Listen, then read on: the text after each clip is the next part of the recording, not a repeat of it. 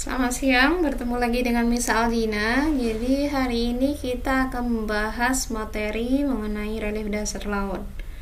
Untuk relief dasar laut itu masih dalam dinamika hidrosfer. Hidrosfer itu air. Dan dampaknya apa terhadap kehidupan manusia yang ada di sekitar laut?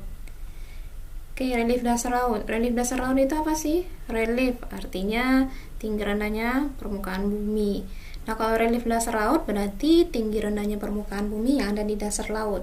Kalau di daratan itu namanya topografi. Kalau di laut itu, kalau di petanya itu namanya peta batimetri untuk kedalaman laut. Nah, di sini ada gambar dari relief dasar laut. Ada lubuk laut, ada palung laut, ada gunung laut, dan ada ambang laut. Yuk kita bahas satu persatu apa aja yang termasuk relief-relief dasar laut. Jadi bisa kita lihat di gambar, dasar laut itu tidak semuanya rata. Ada yang rendah dan ada yang dalam. Artinya setiap laut itu akan berbeda relief dasar lautnya tergantung dari kondisi geografis di masing-masing negara atau di masing-masing wilayah yang memiliki laut. Oke, yang pertama relief dasar laut adalah landas benua atau landas kontinen. Landas benua itu dasar laut yang menurun perlahan-lahan mulai dari pantai ke arah tengah laut sampai ke pinggir dasar laut, tiba-tiba menurun. Landas kontinen mempunyai kedalaman sekitar 200 meter. Nah, bisa kita lihat di gambar, itu sampai kedalaman 200 meter itu termasuk landas benua atau landas kontinen. Jadi dari daerah pasang surut, garis pasang surut pinggir pantai sampai kedalaman 200 meter di bawah permukaan laut itu masih landas benua atau landas kontinen. Kalau 200 meter ini masih banyak terdapat ikan, konsentrasi ikan. Yang kedua, itu adalah lubuk laut. Nah, lubuk laut yang mana? Nah, lubuk laut ini yang cekungan ini seperti huruf U. Jadi lubuk laut daerah yang dalam dan luas di lautan berupa cekungan. Jadi dia berbentuk mangkok dia. Contohnya adalah basin di Samudra Hindia. Jadi lubuk laut namanya adalah basin. Oke, itu untuk relief laut yang kedua. Yang ketiga, itu adalah palung laut. Nah, palung laut itu adalah dasar laut yang sangat dalam, curam dan sempit serta memanjang. Nah, bisa dilihat di sini palung laut itu kedalamannya itu lebih dalam dibandingkan relief laut yang lain dan bentuknya sangat curam, sempit dan memanjang.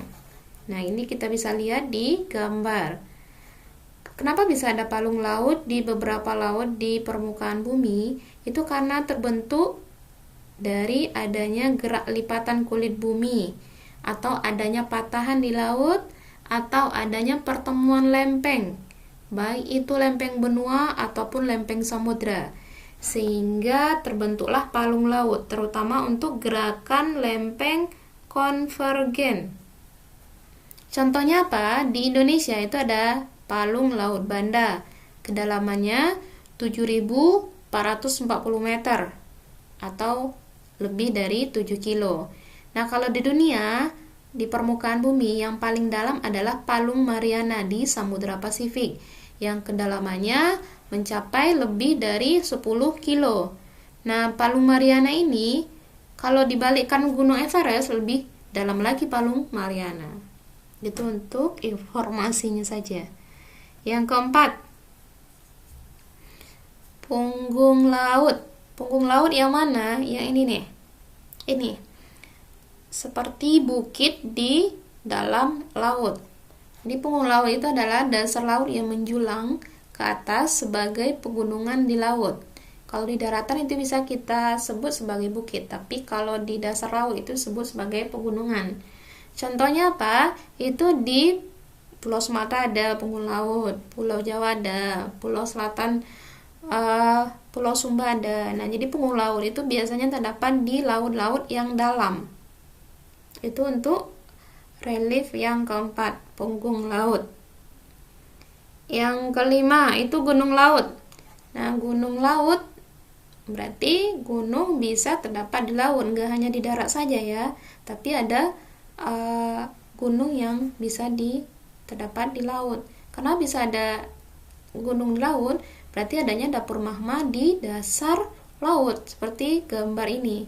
Dapur magmanya berada di dasar laut, sehingga ada rekahan-rekahan, itu lama-kelamaan akan muncul gunung laut.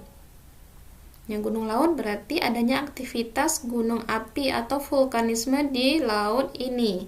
Contohnya apa? Di Indonesia ada Gunung Krakatau, itu yang udah mati atau sudah meletus sekitar tahun 1883. Kalau sekarang itu adalah Gunung Anak Krakatau yang terdapat di Selat Sunda. Itu untuk gunung laut. Gunung laut ini kalau dia aktivitasnya tinggi dan aktif, itu setiap tahunnya bisa bertambah. Contohnya di Anak Krakatau ini bisa bertambah tinggi.